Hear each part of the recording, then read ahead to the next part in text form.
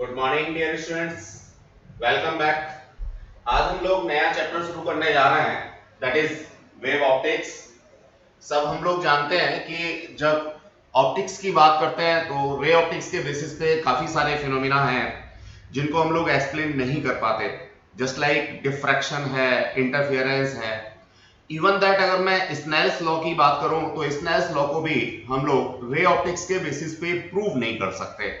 तो dear students, ये कुछ ड्रॉबैक्स थी रे ऑप्टिक्स की, जिसकी वजह से हम लोगों को वेव ऑप्टिक्स को डिस्कशन में लेना ही होता है।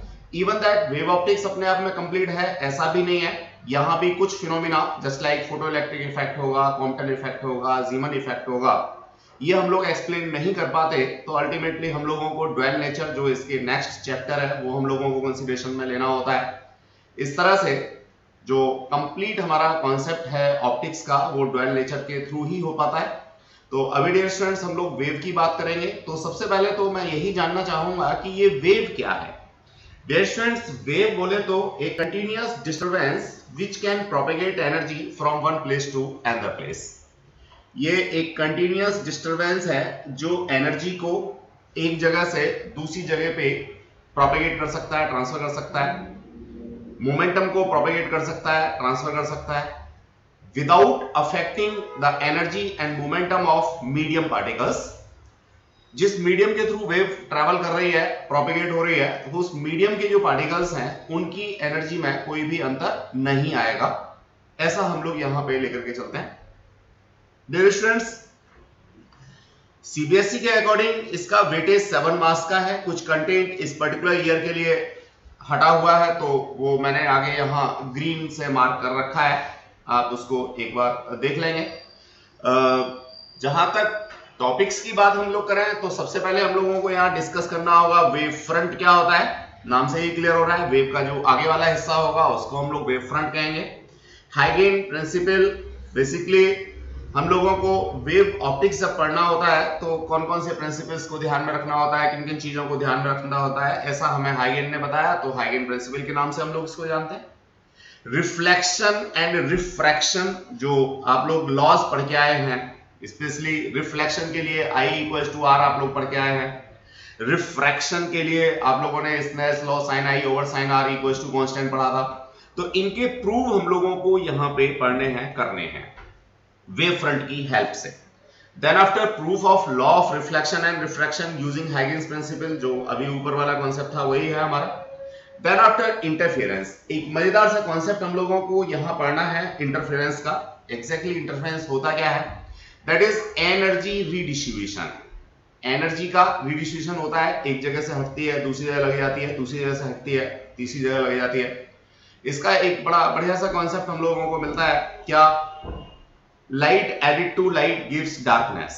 यानी आपके मान लीजिए रूम में कोई एक लाइट सोर्स पहले से ग्लो कर रहा था, आपने दूसरा लाइट सोर्स और ग्लो कर दिया, तो क्या ये पॉसिबल है कि कहीं एक पर्टिकुलर जगह पे अंधेरा हो जाएगा, डार्कनेस आ जाएगी? हाँ बच्चों, बिल्कुल पॉसिबल है। आपको लगता है ऐसा है कि नहीं होगा, एक लाइट सोर्स है दूसरा और अगर हम ग्लो करेंगे तो इंटेंसिटी बढ़ जाएगी, ऐसा हमेशा नहीं होता। कुछ केसेस में ऐसा होता है कि दो लाइट सोर्स अगर हम साइमल्टेनियसली किसी एक पर्टिकुलर रीजन के अंदर ग्लो कर रहे हैं तो पर्टिकुलर प्लेसेस पे डार्कनेस आ जाती है। क्यों आ जाती है, कैसे आ जाती है, वही हम लोगों को एनर्जी रीडिस्ट्रीब्यूशन के अंदर पढ़ना है, यानी कि इंटरफेरेंस के अंदर पढ़ना है डियर स्टूडेंट्स। इंटरफेरेंस को एक्सप्लेन करने के लिए यंग साइंटिस्ट ने उन्होंने डबल स्लिट एक्सपेरिमेंट दिया, तो उसके बारे में हम लोग बात करेंगे। फ्रिंज विड्थ, फ्रिंज का मतलब होता है पट्टी, पट्टी की चौड़ाई। अब ये फ्रिंज कहां से निकल के आएंगी, ऑब्वियस है यंग्स डबल स्लिट एक्सपेरिमेंट से ही निकल के आएंगी। तो इन फ्रिंज विड्थ के लिए हम लोगों को एक एक्सप्रेशन निकालना होगा।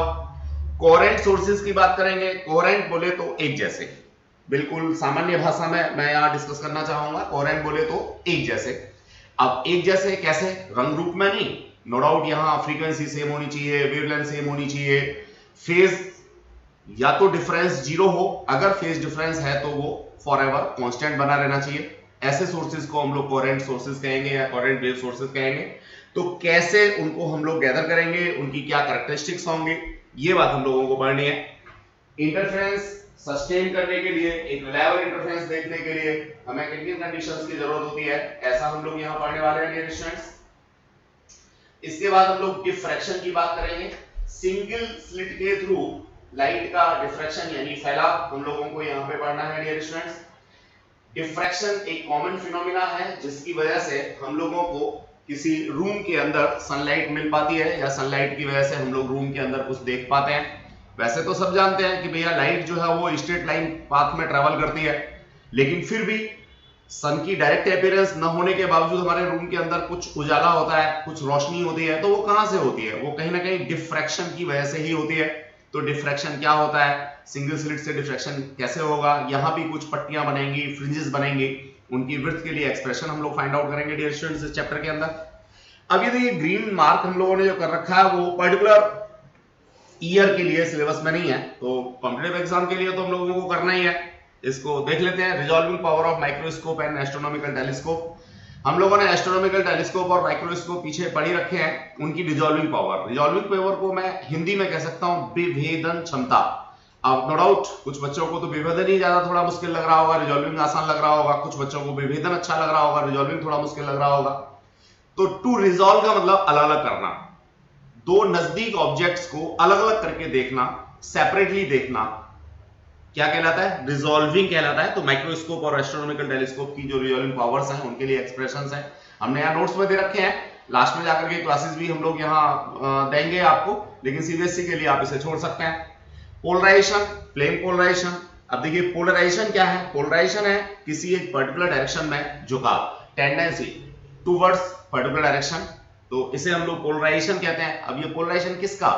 ऑब्वियसली इलेक्ट्रोमैग्नेटिक वेव्स का या लाइट वेव्स का या ऑप्टिकल वेव्स का। अब पोलराइज्ड लाइट की क्या कैरेक्टरिस्टिक्स होती हैं ये हम लोगों को यहां देखना है। अब पोलराइज्ड लाइट से रिलेटेड ब्रीवेस्टर साइंटिस्ट हैं, उन्होंने अपना एक लॉ दिया जो रिफ्रैक्टिव इंडेक्स को और इंसिडेंट एंगल को कहीं ना कहीं आपस में इंटरलिंक करता है dear students. Uses of plane polarized light and polaroids. Polaroids ऐसे मटेरियल्स हैं, सब्सटेंसेस हैं या मैनमेड कुछ इंस्ट्रूमेंट्स हैं जिनकी हेल्प से हम लोग इलेक्ट्रोमैग्नेटिक वेव्स को पोलराइज कर सकते हैं। अब इसका यूज क्या है? आप बायो वाले बच्चे जानते होंगे, ग्लूकोज और फ्रक्टोज में अगर मेरे को डिफरेंशिएट करना होता है तो कहीं ना कहीं क्या करना होता है? डेक्स्ट्रो और लीवो रोटेटरी पोलराइड्स की हेल्प से हम लोग उनको फाइंड आउट करते हैं, वही हमारे पास एक तरीका होता है। तो डियर स्टूडेंट्स ये सब हम लोगों को यहाँ पे पढ़ना है, डिस्कस करना है, नोट्स के अंदर सारा कुछ मिलेगा, क्लासेस भी आपको मिलेंगी, लेकिन सीबीएसई के लिए आप लोग ये ग्रीन वाला पोर्शन स्किप कर सकते हैं। अब मैं आगे बढ़ना चाहूंगा डियर स्टूडेंट्स, इसके बेसिस पे जो एक्टिविटीज हैं हमारे सिलेबस में वो कौन कौन सी हैं, जरा इनको हम लोग देखने की कोशिश करें। सबसे पहला तो है पोलराइजेशन को किसी पोलराइड की हेल्प से शो करना कि किस तरीके से पोलराइड्स जो है वो पोलराइज लाइट बाहर देते हैं, और डिफ्रैक्शन को किसी थिन स्लिट की हेल्प से देखना। ये दो एक्टिविटीज हैं जिनको हम लोग अपने लैब में परस्यू कर सकते हैं, देख सकते हैं। तो समय आएगा यहां हम लोग जरूर एक्सप्लेन करेंगे, शो करेंगे, दिखाएंगे भी आप लोगों को, पोलराइड दिखाएंगे। देन आफ्टर मैं कंटेंट की बात करना चाहूंगा डियर स्टूडेंट। सबसे पहले वेव थ्योरी ऑफ लाइट हम लोगों को मिलता है, तो 1678 में जैसा यहां हम लोगों ने मेंशन कर रखा है, डच साइंटिस्ट हैं हाइगेन, इन्होंने ऐसा कहा कि वेव्स जो हैं वो लॉन्गिट्यूडनल होती हैं। कौन सी वेव्स? जो लाइट वेव्स हैं। लाइट वेव्स कौन सी होती हैं? लॉन्गिट्यूडनल होती हैं, जो कि बाद में गलत प्रूव हुए। नो डाउट इन्होंने एक कॉन्सेप्ट और भी दिया, ल्यूमिनीफेरस ईथर। ये एक मीडियम का नाम दिया, जैसे एयर है, वाटर है, ग्लास है, डायमंड है, इसके अंदर से इलेक्ट्रोमैग्नेटिक वेव्स या लाइट वेव्स ट्रेवल कर सकती हैं। बिल्कुल उसी तरीके से जहां कुछ भी नहीं है उसको इन्होंने नाम दिया ल्यूमिनीफेरस ईथर। नो डाउट अब ल्यूमिनीफेरस ईथर को जब डिफाइन करने की बात आई, हमने कह तो दिया कि ल्यूमिनीफेरस ईथर है वैक्यूम को एक तरीके से, लेकिन जब उसकी कैरेक्टरिस्टिक्स की बात आई तो कहीं ना कहीं कॉन्ट्राडिक्टरी थिंग्स आई, और जब कॉन्ट्राडिक्टरी थिंग्स आई तो इसको हमें डिस्कार्ड करना पड़ा। फाइनली फ्रेशनेल एंड यंग्स, ये दो साइंटिस्ट हैं, फ्रेशनेल हैं और यंग हैं, इन्होंने लाइट प्रोपेगेशन को ट्रांसवर्स वेव्स के टर्म्स में एक तरीके से रिलायबल फॉर्म में एक्सप्लेन किया, बताया। तो ये बात क्लियर हुई कि भैया जो लॉन्गिट्यूडनल वेव का प्रोपेगेशन वाला कॉन्सेप्ट था हाइगेन का, वो कहीं ना कहीं फेलियर था। बाकी सारी चीजें हाइगेन की ठीक थी, लेकिन जो फ्रेशनेल और यंग्स आए, इन्होंने जो अपनी थ्योरी दी जिसमें कहा कि इलेक्ट्रोमैग्नेटिक वेव्स जो हैं वो ट्रांसवर्स नेचर में हैं और ट्रांसवर्स नेचर में ही ट्रैवल करती हैं, तो फिर हाइगेन और इनकी थ्योरी को क्लब करके कहीं ना कहीं कुछ कॉन्सेप्ट दिए गए और जिसके बेसिस पे हमने वेव थ्योरी को आगे बढ़ाया डियर स्टूडेंट्स। फाइनली मैं कंक्लूड ये कर सकता हूं कि इलेक्ट्रोमैग्नेटिक वेव्स जो होती हैं या जो लाइट वेव्स होती हैं वो मीडियम में ट्रांसवर्स नेचर में ट्रैवल करती हैं। अब ये transverse nature EMW electromagnetic waves के अंदर हम लोग पिछली चैप्टर में पढ़ के आए हैं। इलेक्ट्रोमैग्नेटिक यानी electrical field vector, magnetic field vector अगर एक दूसरे के परपेंडिकुलर हैं as well as they are perpendicular to direction of propagation, तो हम लोग इसको ट्रांसवर्स नेचर कहते हैं। पिछले चैप्टर में हमने पढ़ा था, बहुत ज्यादा एम्फेसाइज करने की यहाँ जरूरत नहीं है। मान लीजिए ये इलेक्ट्रिकल फील्ड वेक्टर है, ये मैग्नेटिक फील्ड वेक्टर है, ये प्रोपेगेशन ऑफ लाइट है। तो इस तरह का अगर मुझे कॉन्सेप्ट मिलता है, ये तीनों एक दूसरे के 90 डिग्री पे है, तो मैं उसे कहता हूं क्या, transverse nature. No doubt Young's as well as Fresnel ने विद द हेल्प ऑफ हाइगेन रिफ्लेक्शन को, रिफ्रैक्शन को, इंटरफेरेंस को, डिफ्रैक्शन को, पोलराइजेशन को निश्चित रूप से एक्सप्लेन कर दिया, अच्छे से बता दिया। अब कैसे बताया, इसके लिए कुछ टर्मिनोलॉजी हम लोगों को डिस्कस करनी है डियर स्टूडेंट्स। तो पहले हमारा कॉन्सेप्ट आता है क्या, वेव फ्रंट का। जैसा नाम से ही क्लियर हो रहा है, वेव का आगे वाला हिस्सा, ये सिर्फ समझने के लिए है। एग्जैक्ट डेफिनेशन कैसे लिखनी है मैंने यहां पे दे रखी है, बाकी मैं समझाता हूं। मान लीजिए ये बंच ऑफ वेव जो है एक किसी मीडियम के थ्रू क्या कर रहा है, ट्रैवल कर रहा है, that is the bunch of wave, ठीक है। अब मैं इसका जो फ्रंट वाला हिस्सा है उन पे ऐसे पॉइंट्स को ले लूं जो कि सेम फेज में है। कैसे हैं, सेम फेज में है। अब फेज को एक्सप्लेन करने के लिए मैं यहां और थोड़ा सा अच्छा डायग्राम बना लेता हूं डियर स्टूडेंट्स। मान लीजिए मैंने यहां पे दो वेव दिखाई हैं। अब सेम फेज का कॉन्सेप्ट देखिए, ये यहां पे हाईएस्ट पे है, ये यहां पे हाईएस्ट पे है, तो these two points are termed as in same phase. तो हमने यहां पे वेव के फ्रंट एंड पे उन पॉइंट्स को कंसीडर किया है जो कि सेम फेज में है। अब इन पॉइंट्स को मिलाकर के अगर मैं कोई एक लोकस बना देता हूं तो इसे मैं कहूंगा वेव फ्रंट। तो exactly wave front is the locus of all the points situated at front and of waves which are in same phase. Again मैं डिफाइन करूंगा, wave front is the locus of all the points which are situated at the front of wave are in same phase. तो same phase में जो points हैं उनको लेकर के हमने कोई लोकस बनाया हुआ है, उस लोकस को ही हम लोग क्या कहते हैं, वेव फ्रंट कहते हैं डियर स्टूडेंट्स। अब इसको एग्जाम में कैसे लिखोगे, यहां मैंने मेंशन किया हुआ है, a wave front is defined as the continuous locus of all such particles और points of the medium which are vibrating in same phase at any particular instant। अब यहां से एक बात और क्लियर हुई, एट पर्टिकुलर इंस्टेंट का मतलब क्या है कि जो वेव फ्रंट का कॉन्सेप्ट होगा वो इंस्टेंटेनियस होगा। जैसे ही अगला सेकंड आएगा, अगला टाइम स्पान आएगा, ये वेव फ्रंट आगे बढ़ जाएगा। तो वेव फ्रंट जो है वो कोई स्टेबल क्वांटिटी नहीं है, स्टेबल कॉन्सेप्ट नहीं है। ये क्या है, टाइम के साथ साथ हमेशा आगे बढ़ता रहता है, लेकिन किसी पर्टिकुलर पॉइंट पर, पर्टिकुलर किसी टाइम पर, पर्टिकुलर किसी इंस्टेंट पर मैं सारे पॉइंट्स का लोकस जो कि सेम फेज में है ले सकता हूं और इसको वेव फ्रंट कह सकता हूं। तो आई होप सो वेव फ्रंट का कॉन्सेप्ट डियर स्टूडेंट्स आप लोगों को क्लियर हो गया होगा, बड़े काम की चीज है। अब वेव फ्रंट से रिलेटेड कुछ बातें और भी हमें यहां समझनी है। वेव फ्रंट इंस्टेंटेनियस होता है, दो वेव फ्रंट के बीच का जो टाइम इंटरवल है वो कांस्टेंट होगा। वेव फ्रंट ऑलवेज प्रोपेगेशन की डायरेक्शन के परपेंडिकुलर होता है। मैंने यहां तीन बातें बताई कि दो वेव फ्रंट्स के बीच का जो टाइम इंटरवल है वो कांस्टेंट होगा, पहली बात। वेव फ्रंट इंस्टेंटेनियस होगा, दूसरी बात वेव फ्रंट टाइम के साथ साथ आगे बढ़ता रहेगा, तीसरी बात wave front always perpendicular to direction of wave propagation होगा, चौथी बात। तो ये वेव फ्रंट के बारे में कुछ बातें हम लोगों ने डिस्कस की डियर स्टूडेंट्स। अब मैं आगे बढ़ना चाहूंगा। Thus a wavefront is a surface of constant phase. The speed with which the wavefront moves outward from source is called phase speed. तो जिस स्पीड से वेवफ्रंट आगे बढ़ता है उसे हम लोग फेज स्पीड का नाम देते हैं। और आउटवर्ड बढ़ेगा, आगे की डायरेक्शन में बढ़ेगा, बैकवर्ड डायरेक्शन में कभी भी वेवफ्रंट ट्रैवल नहीं करेगा। और ये डायरेक्शन होगी वेव प्रोपेगेशन की डायरेक्शन, जिधर से हमारा लाइट सोर्स है वहां से शुरू होगा और उसके जो भी सराउंडिंग्स होंगी और पॉसिबल डायरेक्शंस में वेव फ्रंट हमारा ट्रेवल करेगा। डियर स्टूडेंट्स, अब टाइप्स ऑफ वेव फ्रंट की बात करें तो देखिए कोई भी वेव फ्रंट जो है वो इस बात के ऊपर डिपेंड करता है कि उसका जो सोर्स है वो किस तरीके का है। अगर सोर्स मेरा पॉइंट लाइट है, जस्ट लाइक मैंने पॉइंट लाइट कोई सोर्स लाइट सोर्स ले लिया, तो इसके चारों तरफ का मतलब 3 डायमेंशनल स्फेरिकल वेव फ्रंट मेरे को मिलेगा। तो ये सारे वेव फ्रंट हैं, मैं ये कह सकता हूं सबसे पहला वेव फ्रंट ये है, फिर ये है, फिर ये है, फिर आगे वाला वेव फ्रंट ये होगा। इस तरीके से ये बढ़ता चला जाएगा। अगर देखें तो डाइवर्ज भी हो रहा है। तो अगर कोई मेरे पास पॉइंट सोर्स है तो उससे बनने वाला जो वेव फ्रंट होगा वो स्फेरिकल होगा। डियर स्टूडेंट्स, 2 मार्क्स का क्वेश्चन कई बार सिर्फ और सिर्फ शेप ऑफ वेव फ्रंट पे ही डिस्कस हुआ है। तो बहुत सारी चीजें हैं जो हमसे कई बार सीधे सीधे नहीं पूछी जाती, लेकिन उनके बेसिस पे होता है। बहुत सारी चीजें डायरेक्ट डिस्कस हो जाती हैं। तो अभी हम लोगों ने सिर्फ ओवरव्यू किया है कि वेव फ्रंट क्या होता है। अब हम टाइप ऑफ वेव फ्रंट की बात कर रहे हैं। तो अगर मेरे पास पॉइंट सोर्स है तो इससे बनने वाला वेव फ्रंट मेरा कैसा होगा, स्फेरिकल होगा।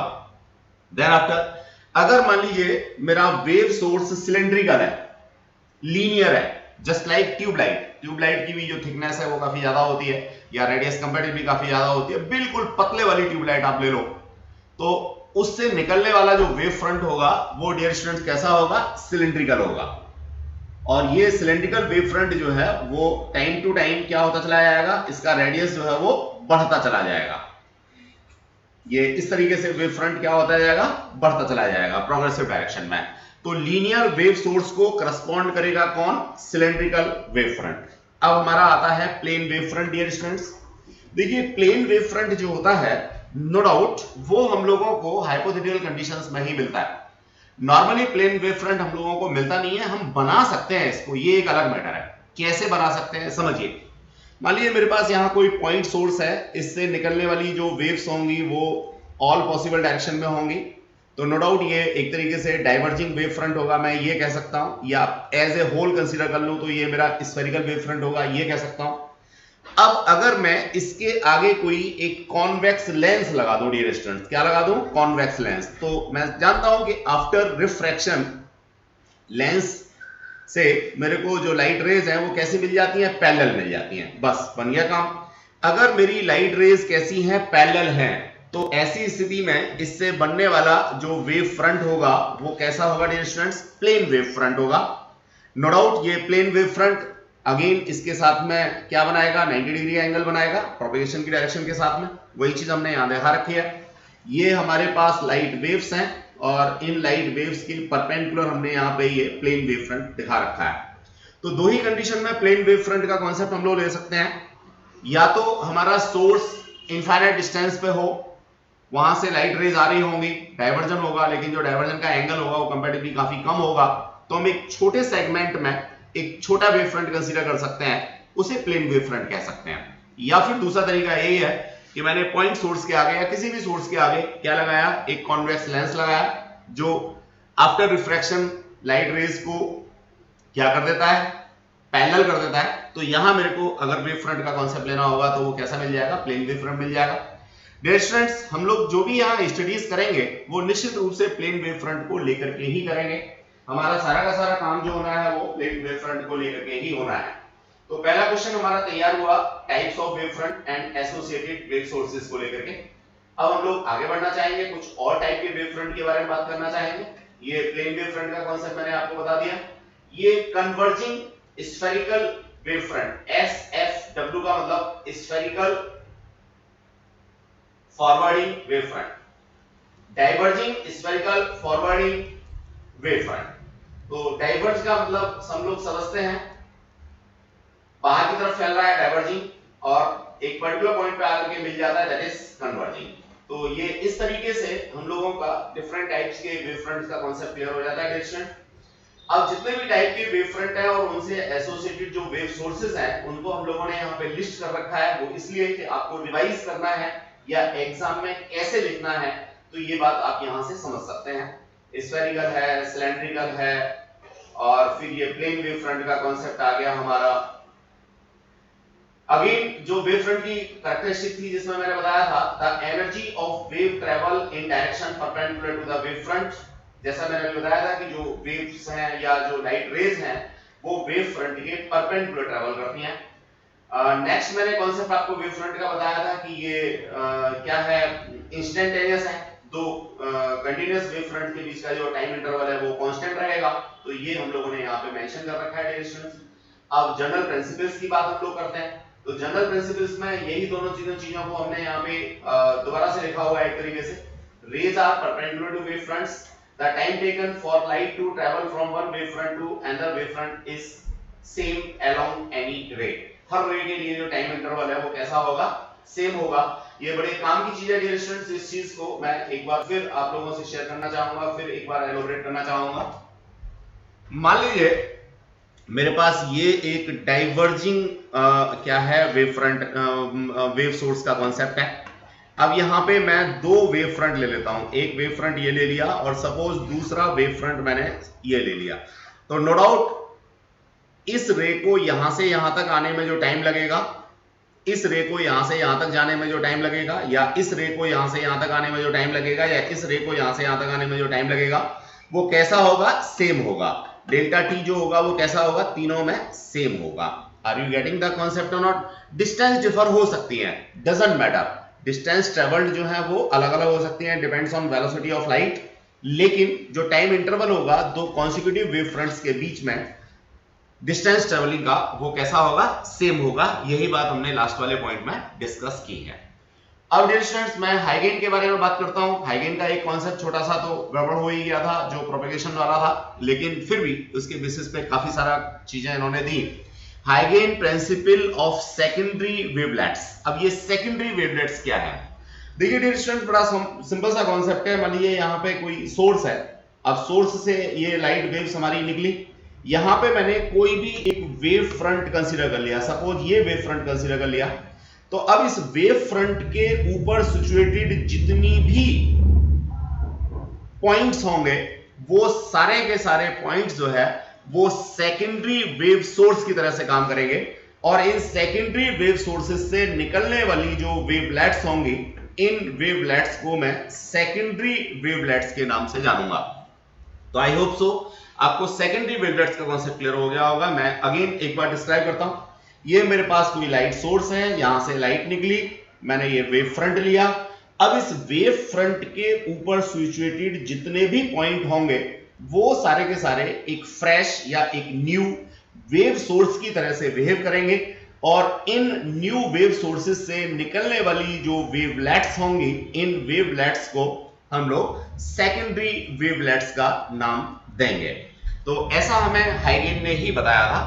तो क्या कहता है जरा देखते हैं। It tells how a wave front propagates through a medium.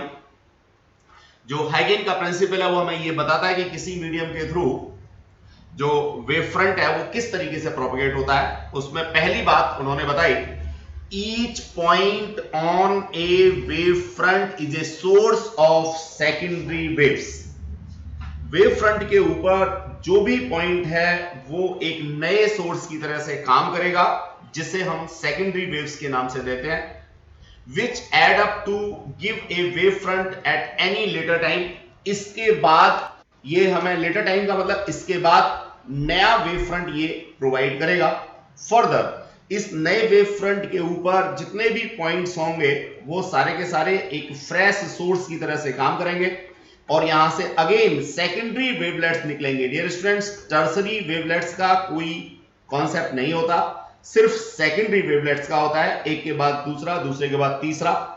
इसके रेस्पेक्ट में ये मेरा सेकेंडरी था, इसके रेस्पेक्ट में ये सेकेंडरी है, इसके रेस्पेक्ट में जो आगे वाला होगा वो सेकेंडरी होगा।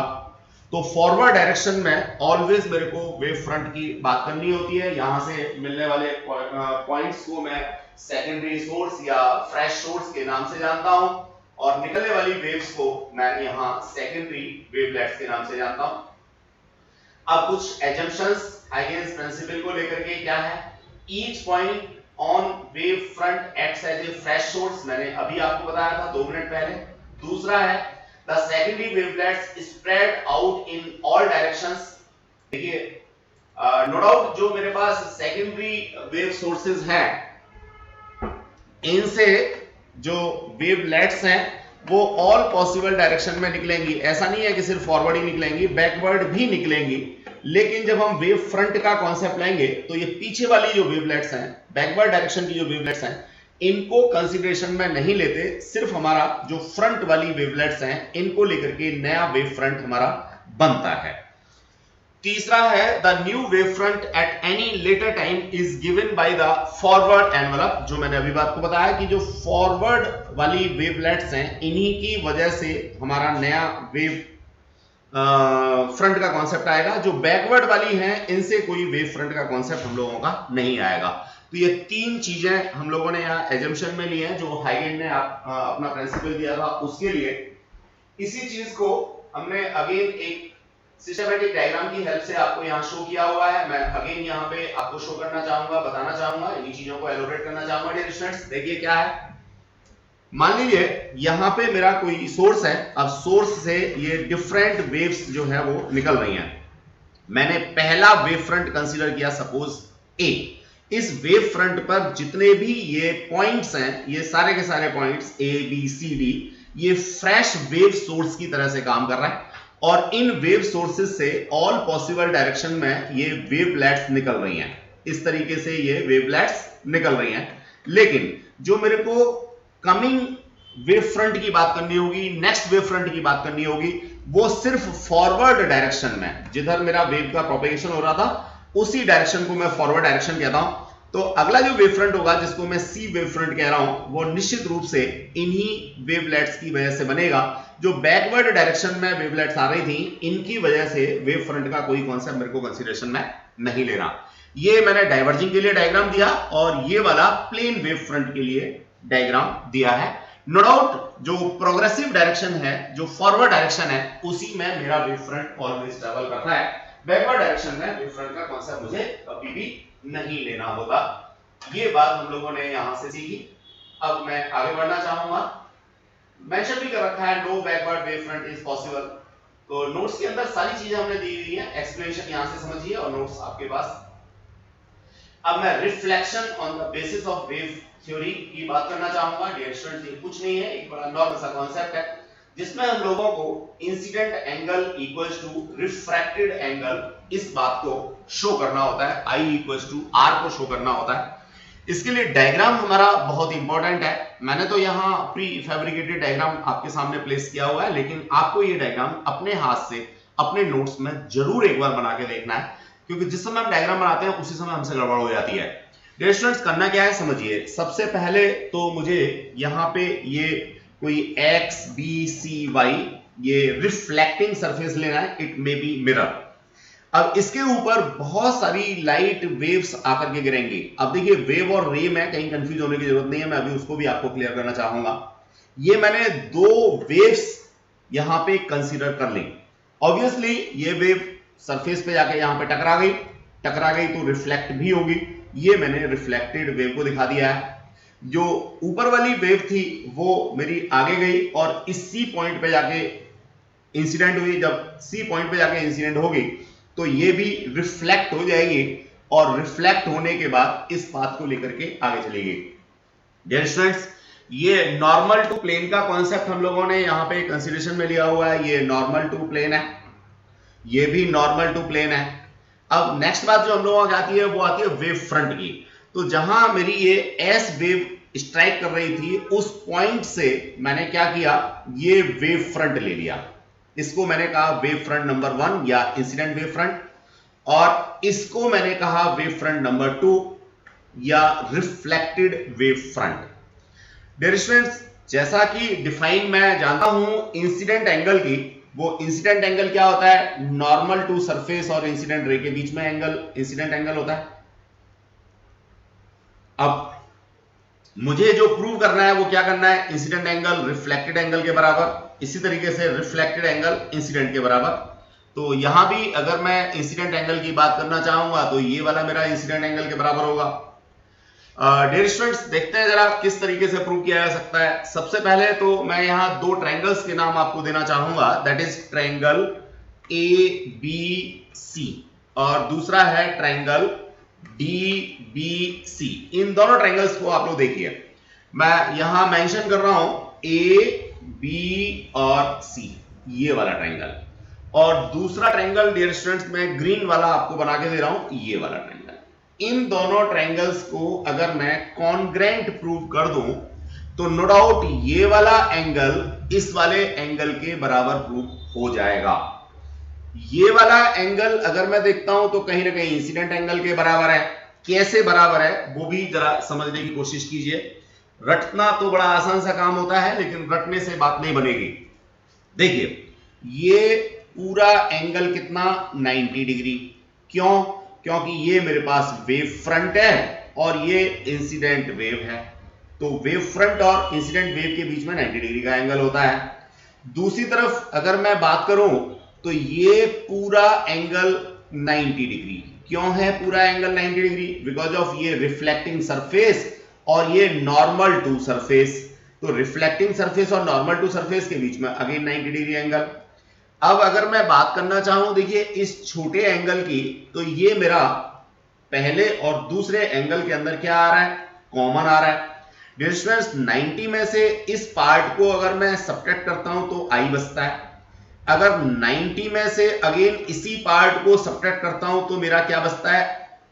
वही एंगल आई बचता है। तो इस तरीके से मैंने इंसिडेंट एंगल आई को यहां से यहां पर क्या कर दिया? प्लेस कर दिया।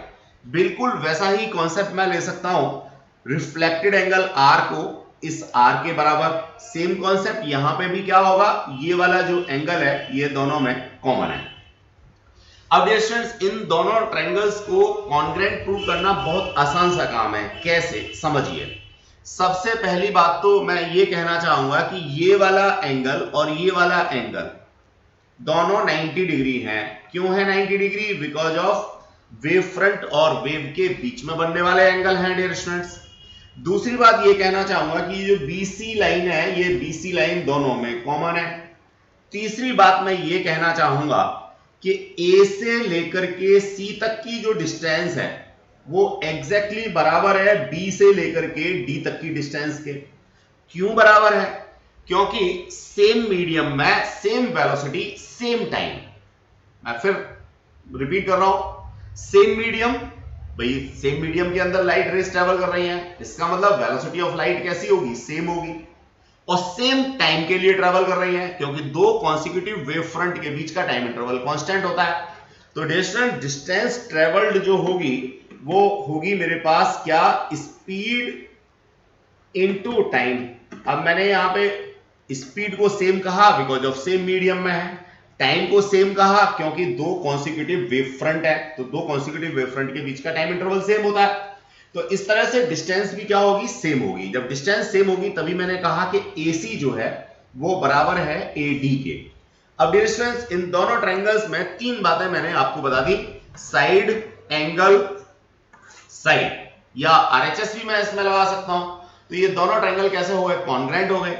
जब दोनों कॉन्ग्रेंट हो गए तो ये I एंगल जो था वो R एंगल के बराबर हो गया। यही मुझे प्रूव करना था। तो देखिए नो डाउट इस फिगर के ऊपर काफी कुछ मैंने एनोटेशन किया है, काफी सारी चीजों को बार बार लिखा है, तो कंफ्यूज होने की जरूरत नहीं है। आप चाहें तो वीडियो को रिकॉल कर सकते हैं, रिप्ले कर सकते हैं, अपने आप से डायग्राम बना के देख सकते हैं। जितनी भी चीजें यहां मैंने एक्सप्लेन की हैं उन सबको आगे लिख भी रखा है कि आप एग्जाम में किस तरीके से उन्हें लिख करके आओगे। चलिए तो देखते हैं डियर स्टूडेंट्स, मैं ये एनोटेशन हटाता हूं यहां से। अपनी मेन फिगर हमारे पास आ गई। अब यहां हमने वही दो ट्रायंगल लिए, हाईलाइट भी कर रखे हैं। 90 डिग्री कॉमन और each is equals to CP। C velocity of light है, T टाइम इंटरवल है, तो डिस्टेंस को मैंने वेलोसिटी टू टाइम के टर्म्स में लिख दिया है यहां पे। इन दोनों को मैंने कॉन्ग्रेंट कहा। नो डाउट यहां से I इक्वल्स टू R आ गया। यही मेरा पर्पस था कि मैं लॉ ऑफ रिफ्लेक्शन को on the basis of wave theory explain कर पाऊं या वेव फ्रंट एक्सप्लेन कर पाऊं। यहां कुछ बच्चों के दिमाग में एक छोटी सी चीज चल रही होगी, सर ने कहा था रे और वेव में डिफरेंशिएट करने की, तो वो मैं डिफरेंशिएट कर देता हूं। डियर स्टूडेंट्स देखिए बेसिकली ये मेरे पास वेव है, मैंने क्या कहा था? Continuous disturbance. अब वेव की अपनी कोई एक फ्रीक्वेंसी होगी, अपना कोई वेवलेंथ होगा। अब अगर मैं कोई एक ऐसी वेव कंसीडर कर लूं जिसकी फ्रीक्वेंसी तो बहुत ज्यादा है और जो एम्पलीट्यूड है वो एम्पलीट्यूड जो है वो कंपैरेटिवली काफी कम है, तो ये मेरे पास कुछ इस तरीके का कॉन्सेप्ट आ गया डियर स्टूडेंट्स। बस ये वेव है और ये क्या है, रे है। तो कहीं ना कहीं वेव का एक लिमिटेड फॉर्म है रे। तो जो मैं यहां पे एस और एन शो कर रहा हूं, ये मैं वेव ही शो कर रहा हूं, लेकिन मैंने यहां पर लिमिटेड फॉर्म लिया है जिसमें फ्रीक्वेंसी ज्यादा है और एम्पलीट्यूड कम है, इसलिए मेरे को ये स्ट्रेट लाइन जैसा दिख रहा है। तो डियर स्टूडेंट्स, ये कॉन्सेप्ट है वेव और रे के बीच का। तो रे जो भी हम लोग पीछे पढ़ के आए हैं वो वेव का ही एक लिमिटेड फॉर्म था, उसमें गलत कुछ भी नहीं था। लेकिन अकेले रे के बेसिस पे कई सारे फिनोमेना जिनको अभी हम लोग पढ़ने वाले हैं, जैसे लॉ ऑफ रिफ्लेक्शन ही था, I = R, हम प्रैक्टिकली तो प्रूव कर रहे थे, लेकिन डायग्रामेटिकली या ज्योमेट्रिकली प्रूव हम लोग नहीं कर पाए थे। वो हम वेव फ्रंट का कॉन्सेप्ट जो लेते हैं उसी के बेसिस पे एक्सप्लेनेशन पॉसिबल है, वही हम लोगों ने आज किया है। विदाउट वेव फ्रंट इन दोनों ट्रायंगल्स को कॉन्ग्रुएंट प्रूव करना पॉसिबल नहीं है, और जब ये कॉन्ग्रुएंट प्रूव नहीं होते तो I = R प्रूव नहीं होता। ये एक अलग बात है कि एक्सपेरिमेंटली आप लोगों ने 8th क्लास में ही I think law of reflection को प्रूव कर लिया था।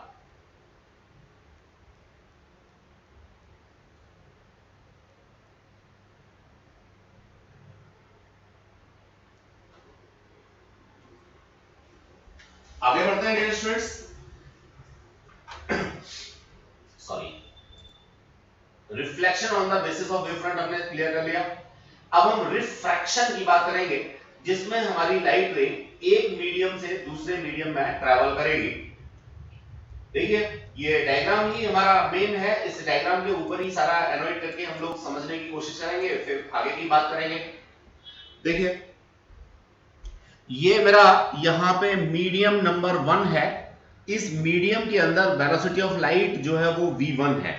ये मेरा दूसरा मीडियम है, इसको मैं मीडियम नंबर 2 कहता हूं, और यहाँ पे जो वेलोसिटी ऑफ लाइट है वो v2 है। नो डाउट मैंने एज्यूम किया है कि ये जो पहला मीडियम है वो रेयर मीडियम है और जो दूसरा मीडियम है वो डेंसर मीडियम है। प्रैक्टिकली मैं क्या देखता हूं कि जब मेरी लाइट रेज या लाइट वेव्स, बात एक ही, क्योंकि मैंने लिमिटेड फॉर्म को कंसीडर किया, वो सरफेस पे आकर के टकराती हैं तो वो निश्चित रूप से नॉर्मल के तरफ झुक जाती हैं या टुवर्ड्स नॉर्मल शिफ्ट हो जाती हैं। तो यहां ये नॉर्मल टू सरफेस है मेरा, ये इंसिडेंट एंगल, ये refracted angle. No doubt according to my assumption I is greater than R. The same concept is here. अगर मैं यहां की बात करना चाहूं तो यहां भी ये वेव मेरी ऐसे आगे जाएगी, ठीक है, और ये यहां पे मेरे पास इंसिडेंट एंगल होगा, ये मेरे पास में क्या, रिफ्रैक्टेड एंगल होगा। अब डियर स्टूडेंट्स देखिए, ये जो मेरे पास इंसिडेंट एंगल I है, ये नो डाउट ऊपर वाला जो ट्रायंगल मेरे को BA, क्या, चलिए मैं इसको D कह देता हूं, अच्छा D यहां पे रखा है, E कह देता हूं। ये जो ट्रायंगल बन रहा है मेरे पास BAE, इस ट्रायंगल में इस एंगल के बराबर है I। रीजन बिहाइंड अगेन हम लोग वही जैसे पीछे हम लोगों ने डिस्कस किया था, समझिए ज्योमेट्री है। ये पूरा 90 है, क्यों 90 है, क्योंकि ये वेव है और ये वेव फ्रंट है, इसलिए 90 डिग्री एंगल है। दूसरी तरफ ये पूरा एंगल 90 है, क्यों 90 है, क्योंकि ये नॉर्मल टू प्लेन है और ये मेरे पास प्लेन है, तो इन दोनों के बीच में भी 90 होता है। अगेन ये वाला एंगल जो है वो दोनों में कॉमन हो गया। अल्टीमेटली ये इंसिडेंट एंगल मैं यहां पे बड़े आराम से शिफ्ट कर सकता हूं। बिल्कुल वैसा ही कॉन्सेप्ट डियर स्टूडेंट्स यहां पे है कि ये रिफ्रैक्टेड एंगल है, तो ये भी मेरे पास रिफ्रैक्टेड एंगल के बराबर होगा। अब मेरे पास ट्रायंगल आते हैं दो। कौन कौन से ट्रायंगल आते हैं जरा वो हम देखते हैं। एक ट्रायंगल आता है डियर स्टूडेंट्स मेरे पास BAE, और दूसरा ट्रायंगल आता है मेरे पास में DAE।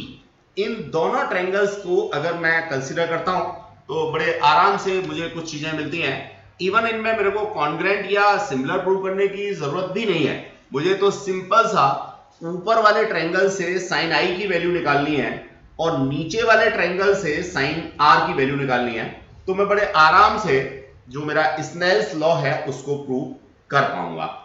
डियर स्टूडेंट्स देखिए, साइन I की बात मैं करता हूं तो साइन I क्या है, ये मेरे पास यहाँ पे I है और ये 90 डिग्री का एंगल है। तो ऐसी स्थिति में एंगल I इक्वल्स टू क्या होगा, परपेंडिकुलर ओवर हाइपो। अब परपेंडिकुलर क्या है इसके लिए, ये है बीई, मैंने इसको लिख दिया बीई। ओवर हाइपो क्या है, ये है एई। इसी तरह से अगर मैं साइन आर की बात करता हूं डियर स्टूडेंट्स, तो ये मेरे पास क्या आता है, ये मेरे पास अगेन ये आता है A D over what A E. तो डियर स्टूडेंट्स ये ए ई से तो ए ई कैंसिल आउट हो गया। अब इस बीई की बात करें, देखिए बीई क्या है, ये वाला डिस्टेंस है।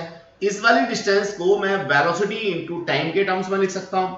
ये फर्स्ट मीडियम है, इसमें वेलोसिटी मैंने v1 कंसीडर कर रखी थी, तो that is v1 into T. अब अगर मैं बात करता हूं AD की, तो डियर स्टूडेंट्स AD ये वाला डिस्टेंस है, इस वाले डिस्टेंस में वेलोसिटी है मेरी v2, टाइम तो वही t लगेगा। क्यों लगेगा, क्योंकि ये वाला और ये वाला दोनों वेव फ्रंट है और दो कॉन्सिक्यूटिव वेव फ्रंट्स के बीच का जो टाइम इंटरवल है वो कांस्टेंट होता है। तो इसको मैं लिख सकता हूं v2 इनटू t। अब मैं स्नेल्स लॉ के करस्पॉन्डिंग इसको डिवाइड कर देता हूं, t से t कैंसिल आउट हो जाता है, मेरे को यहां पे मिल जाता है dear students sine i over sine r equals to v1 over v2 equals to constant. यही तो मेरा स्नेल्स लॉ है, जिसको मैंने बाद में चल के इस कांस्टेंट को नाम दिया रिफ्रैक्टिव इंडेक्स म्यू। तो 2 मिनट का काम है डियर स्टूडेंट्स। अभी तक अगर मैं देखूं तो हमारे 4 क्वेश्चन तैयार हो गए 2 मार्क्स के। पहला हम लोगों को वेव फ्रंट का कॉन्सेप्ट, जिसमें हमारा टाइप्स ऑफ वेव फ्रंट भी आ जाता है। दूसरा कॉन्सेप्ट हाइगेन्स प्रिंसिपल और एजम्पशंस। तीसरा on the basis of wave theory law of reflection को प्रूव करना, जो हमने I equals to R prove किया था। चौथा क्वेश्चन हम लोगों का तैयार हो गया on the basis of wave theory law of refraction, यानी कि स्नेल्स लॉ। नो डाउट ये sine I over sine R equals to constant अगर मैं थ्योरेटिकली प्रूव करना चाहता हूं, मैथमेटिकली प्रूव करना चाहता हूं, तो दैट्स द ओनली वे। इसके अलावा अभी तक हम लोगों ने कहीं इसका प्रूफ नहीं पढ़ा था। हाँ, इसको हम लोगों ने लैब में जाकर के तो प्रूव कर लिया था, किसकी हेल्प से, ग्लास स्लैब की हेल्प से या व्हाटएवर सो, ठीक है ना। लेकिन हम इसको मैथमेटिकली आज पहली बार प्रूव कर रहे हैं। तो वेव ऑप्टिक्स ही है या वेव थ्योरी ही है जो इन सारी चीजों का प्रूफ हम लोगों को देती है। उसमें भी आप देखेंगे कि जो एक छोटा सा कॉन्सेप्ट डिस्कस किया कि दो कॉन्सिक्यूटिव वेव फ्रंट्स के बीच का टाइम इंटरवल कांस्टेंट रहता है, वही बार बार हमारा यूज हो रहा है। तो इसके बेसिस पर डियर स्टूडेंट्स हम लोगों ने ये बात भी प्रूव कर ली, क्या, स्नेल्स लॉ। अब मैं आगे बढ़ना चाहूंगा, कैसे लिखना है एग्जाम में। BC को मैंने पहले लिख दिया v1 इनटू टी, AD को लिख दिया v2 इनटू टी। इसके बाद हम लोगों ने यहां साइन I और साइन R की वैल्यूज को निकाला, प्लेस किया, और v1 अपॉन v2 को हम लोगों ने एक कांस्टेंट दे दिया, नाम दे दिया, that is 1 mu2, that is termed as refractive index. चलिए, अब ये रिफ्रैक्टिव इंडेक्स को हम लोग किस तरीके से फ्रीक्वेंसी, वेवलेंथ और इनके टर्म्स में लिख सकते हैं। तो एक छोटा सा कॉन्सेप्ट जो बचपन से हम लोग पढ़ते आ रहे हैं, उसके बेसिस पे इसे एक्सप्लेन करने की कोशिश करेंगे डियर स्टूडेंट्स। देखिए क्या होता है, हम लोग जानते हैं वेलोसिटी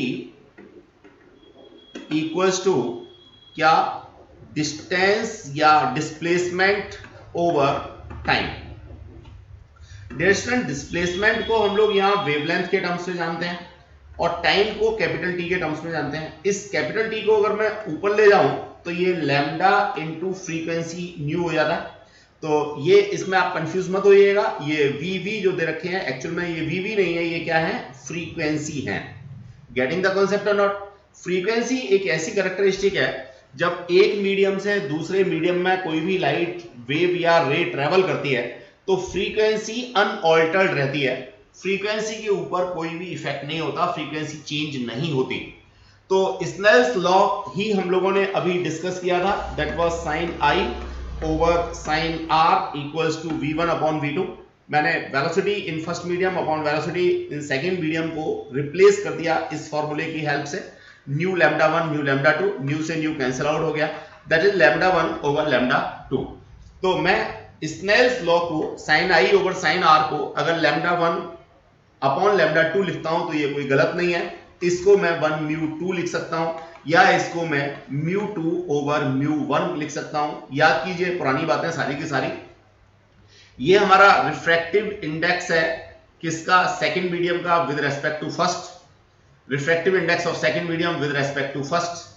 इसको हम लोग इन टर्म्स ऑफ वेवलेंथ भी लिख सकते हैं। तो एक कॉम्प्रिहेंसिव फॉर्मूला जिन लोगों ने पहले से कर रखा है, हमने रे ऑप्टिक्स में भी इसको कराया तो था, कॉचीज रिलेशन के टर्म्स में बताया था, तो ठीक है। अदरवाइज तो यहां से भी आप लोग इसको रिकैप कर सकते हैं, देख सकते हैं, बड़े काम की चीज है। डियर स्टूडेंट्स, इसी चीज को हम लोगों ने यहां पे समराइज किया हुआ है।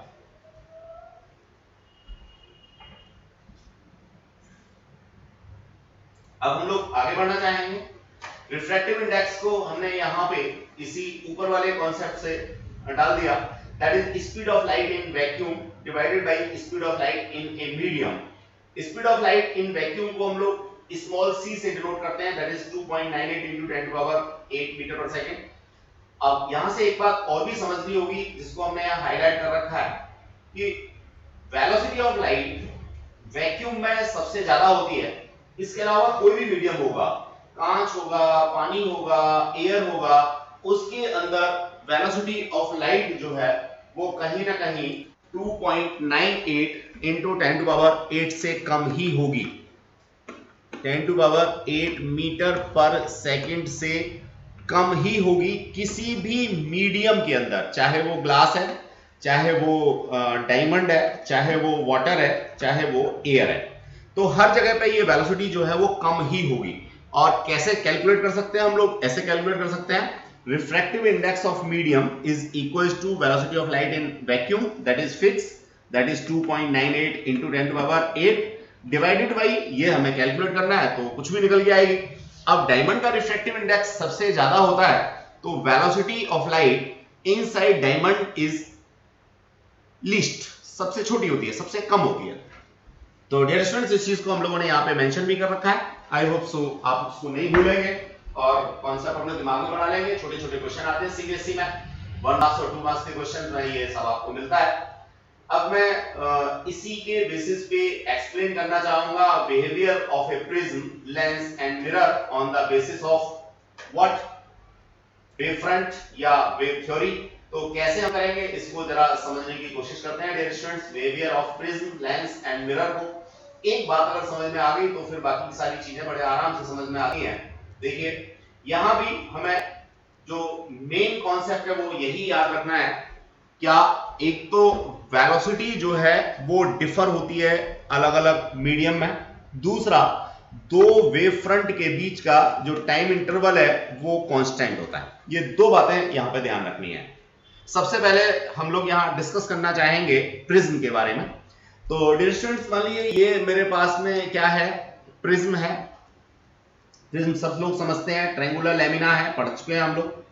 नो डाउट ट्रायंगुलर लैमिना है तो जो इसका बेस है वो कंपैरेटिवली थिक होगा, लंबा होगा, और जो टॉप है वो हमारी पॉइंट लाइक होगी। अब यहां से मैं अपने पर्पस के लिए क्या करता हूं, दो वेव्स ले लेता हूं। एक वेव मैंने ए ले ली, दूसरी वेव बी ले ली, और इसके ऊपर ये एक इंसिडेंट वेव फ्रंट मैंने यहां बना लिया।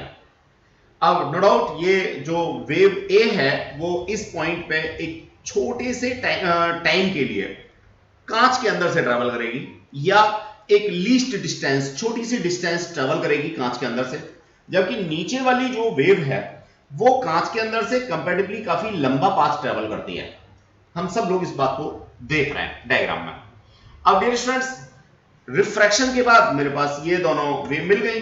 यहां आगे आकर के मैंने फिर एक वेव फ्रंट लिया। वेव फ्रंट की कंडीशन वही है कि ये जो है मेरी जो रे होगी या वेव होगी उसके परपेंडिकुलर होगा, 90 डिग्री का एंगल बनाते हुए होगा। अब इन दोनों वेव फ्रंट्स के बीच में जो टाइम इंटरवल है डेल्टा टी वो तो कांस्टेंट है। अब नो डाउट अगर मैं पाथ की बात करूं तो देखिए ये पाथ मुझे कंपैरेटिवली लंबा नजर आ रहा है, आना भी चाहिए। क्यों? क्योंकि मोस्टली टाइम ये जो वेव है वो वैक्यूम के थ्रू या एयर के थ्रू ट्रेवल की हुई है, और एयर में वेलोसिटी ऑफ लाइट सबसे ज्यादा होती है, टाइम उतना ही है, वेलोसिटी ज्यादा है, तो ज्यादा लंबा पाथ होगा ये वाला।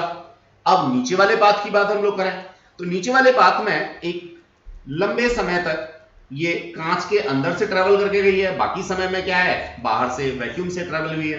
तो जब ये कांच के अंदर से ट्रेवल करेगी तो वेलोसिटी यहां पे हो जाएगी कम, वेलोसिटी कम हो जाएगी तो ऑब्वियसली ये जो पाथ है, कौन सा, ऑप्टिकल पाथ। अब ऑप्टिकल पाथ क्या है और ज्योमेट्रिकल पाथ क्या है, ये बात समझिए। देखिए डियर स्टूडेंट्स, ये जो एक्चुअल लेंथ मुझे दिख रही है ये ज्योमेट्रिकल लेंथ है, लेकिन जो लाइट ट्रेवल करेगी वो करेगी वेलोसिटी इनटू टाइम के बराबर। टाइम इतने हिस्से का मेरे को कंसीडर करना है, वेलोसिटी यहां पे जो है वो कंसीडर करनी है। तो नो डाउट ये जो ऑप्टिकल पाथ है v इंटू टी, ये थोड़ा छोटा होगा। अल्टीमेटली ओवरऑल ये वाला पाथ मेरा छोटा हो जाएगा। अब ये पाथ बड़ा है, ये पाथ छोटा है, तो कहीं ना कहीं लाइट वेव को क्या करना पड़ेगा, अपने आप को वेंड करना पड़ेगा, क्योंकि कंडीशन तो ये वाली फुलफिल होनी चाहिए, 90 डिग्री एंगल। अल्टीमेटली प्रिज्म के थ्रू जो मेरे को आउटवर्ड वेव्स मिलती हैं वो कैसी मिलती हैं, टिल्टेड मिलती हैं, झुकी हुई मिलती हैं। तो इस पाथ को मैं जस्टिफाई कर सकता हूं on the basis of velocity of light in denser medium is less than that of rare medium. दूसरा, time interval between two consecutive wave front is constant. इन दो बातों को लेकर के मैं इसको जस्टिफाई कर सकता हूं। समझाने का तरीका अलग है, आई होप सो आपको समझ में आ गया होगा। अब इसको एग्जाम में कैसे लिखेंगे वो हमने आगे ब्रीफ कर रखा है, बाकी आप 3-4 सेंटेंस में अपनी बात खत्म कर सकते हैं, वरना तो मैथमेटिकल पैरा बना करके भी खत्म कर सकते हैं। अगर मैं इस प्रिज्म के नीचे एक प्रिज्म और लगा दूं तो ऑलमोस्ट ये लेंस जैसा कॉन्सेप्ट हो गया। तो डियर स्टूडेंट्स, जैसे ऊपर वाली रे नीचे बैंड हो रही थी, यहां पे ये वाली रे ऊपर की तरफ बैंड होगी। तो आप देखिए ऑलमोस्ट वही शेप आपको मिल गई जो कि आफ्टर रिफ्रैक्शन किसी लेंस से आपको मिलती है। मैं आगे दिखाता हूं आपको, सेम फिगर हमने बनाई हुई है, देखिए इसी को हम लोगों ने एक तरीके से डबल कर दिया। तो ऊपर वाली रे हमारी बैंड होकर के F पे आ गई और नीचे वाली रे ऊपर की तरफ बैंड करके F पे आ गई, और जो बीच वाली रे है B, इसमें अगर मैं देखता हूं तो मोस्टली पार्ट इसको कांच के अंदर से ट्रैवल करके जाना पड़ रहा है, तो ये हमारा सबसे छोटा पाथ होगा। अल्टीमेटली मेरे को ये वाला जो कॉन्सेप्ट है वो मिल जाता है। अगेन ध्यान रहे, वेव फ्रंट मेरे को परपेंडिकुलर टू वेव प्रोपेगेशन ही लेना है, चाहे वो यहां पे हो या यहां पे हो। इस तरह से मैं जस्टिफाई कर सकता हूं प्रिज्म को, लेंस को, एज वेल एज मिरर को। डियर स्टूडेंट्स, इसको लिखना कैसे है ये 4 पॉइंट्स के अंदर हम लोगों ने यहां एक्सप्लेन कर रखा है। आई होप सो आप इसके बेसिस पे इसको और भी जस्टिफाई करके पैरा बना करके लिख पाएंगे। अब मैं यहां एज यूजुअल जो हमने कॉन्सेप्ट पढ़ा उसके बेसिस पे एक न्यूमेरिकल करूंगा, 1-2 न्यूमेरिकल आप लोगों को असाइनमेंट में दूंगा और क्लास हम लोगों की ओवर हो जाएगी। स्टूडेंट्स, पढ़ते हैं हम लोग क्या है, क्या पूछता है वो। अभी तक हमने पढ़ा तो कुछ खास है नहीं। क्या पढ़ा है, इतना सा पढ़ा है भैया, sin i over sin r equals to v1 over v2 equals to lambda over lambda 2 equals to mu2 over mu1 equals to 1 mu2। I hope so ये बात तो आप पहले भी पढ़ के आए हो, बस इसमें इस बात को थोड़ा सा हमने ऐड किया है। डियर स्टूडेंट्स, इसी के बेसिस पे हमारे सारे न्यूमेरिकल लग जाने वाले हैं। द रिफ्रैक्टिव इंडेक्स, पढ़ते हैं क्वेश्चन को। The refractive index of diamond is 2.47। तो मैं यहां पे refractive index of diamond equals to 2.47। ध्यान रहे ये रिफ्रैक्टिव इंडेक्स ऑफ डायमंड किसके रेस्पेक्ट में है, एयर के रेस्पेक्ट में या वैक्यूम के रेस्पेक्ट में। तो मुझे इसे लिखना चाहिए v mu d equals to 2.47, या मुझे इसे लिखना चाहिए mu d over mu vacuum equals to 2.47। सब लोग जानते हैं कि ये जो मेरे पास mu v यानी रिफ्रैक्टिव इंडेक्स ऑफ वैक्यूम है, ये हमेशा कितना होता है, 1 होता है। तो देखिए जब भी वो रिफ्रैक्टिव इंडेक्स मुझे देता है तो ये बात मेरे को समझ में आ जानी चाहिए। अगर इतनी बात समझ में नहीं आती तो इसका कोई मीनिंग नहीं बनता, और जब इसका मीनिंग नहीं बनता तो क्वेश्चन नहीं हो पाएगा। अब मैं आगे बढ़ता हूं डियर स्टूडेंट्स। देखिए ये सारा थिंक प्रोसेस है, कोई जरूरी नहीं है कि आप हमेशा इसको लिखेंगे। नेक्स्ट कॉन्सेप्ट में वो मेरे को क्या कह रहा है, वो कह रहा है and that of window glass is 1.15। अब देखो यहां से हम लोगों को इसने इंफॉर्मेशन भी दे दी कि जो हमारी खिड़की में कांच लगा होता है उसकी रिफ्रैक्टिव इंडेक्स 1.51 होती है, और जो हमारा डायमंड होता है उसकी 2.47 होती है। तो ऑब्वियसली वेलोसिटी ऑफ लाइट जो है वो यहां पे कम होगी, यहां पे ज्यादा होगी, जैसा कि हम लोग रिलेशन में देख रहे हैं। ये तो हमारा कॉन्सेप्ट दिमाग में आना ही चाहिए। फाइनल आंसर आएगा तो हम अपने कॉन्सेप्ट के साथ इसको मैच भी करेंगे, ठीक है। कैलकुलेशन मैथमेटिक्स करके देगा, लेकिन कॉन्सेप्ट हमारा बताएगा कि फाइनल आंसर कम होगा या ज्यादा होगा। चलिए how much faster does light travel in window glass. देखो यहां पे वो आपकी बात को पुख्ता भी कर रहा है, आपकी बात को एनहांस भी कर रहा है कि how much faster light travel in window, यानी विंडो ग्लास के अंदर से कितनी तेज, दोनों के बीच में कंपैरिजन आपको करके देना है। तो डियर स्टूडेंट्स, मुझे नहीं लगता आप कुछ बचा, अब तो बस इसको ग्लास को और लिख लो। क्या 1 म्यू, या इसको कहो vacuum mu glass equals to 1.51, या आप लिखो mu g over mu v equals to 1.51, और म्यू वी आपका 1 होता है। अब ये वाला फॉर्मूला यूज करो, इसमें इसकी जरूरत नहीं है आपको, सिर्फ इसकी जरूरत है और बच्चों इसकी जरूरत है। इन दो चीजों को अगर आप कंसीडर कर लोगे, क्या v1 upon v2 equals to what, μ2 over μ1, reciprocal relationship, इसको अगर आप लिख लोगे तो आपका आंसर निकल के आ जाएगा। आपने दोनों को कंपेयर करके दे देना है। तो डियर स्टूडेंट, क्वेश्चन छोटा सा था, मैं अगर रोड मेमोरी में जाता तो सीधे सीधे इस चीज को एक्सप्लेन करके आपको दे देता और आंसर आपका आ जाता, लेकिन आपका कॉन्सेप्ट कैसे क्लियर होता। कॉन्सेप्ट क्लियर करने के लिए इन सारी चीजों को रिकॉल करना जरूरी है। अगर ये सारी रिकॉल हो गई तो जो आगे के क्वेश्चंस हैं उनको भी लगाने में आपको बिल्कुल प्रॉब्लम नहीं आएगी। तो कोशिश कीजिएगा, एक के बाद दूसरा तीसरा क्वेश्चंस होते चले आएंगे। Thanks a lot, be safe, keep safe.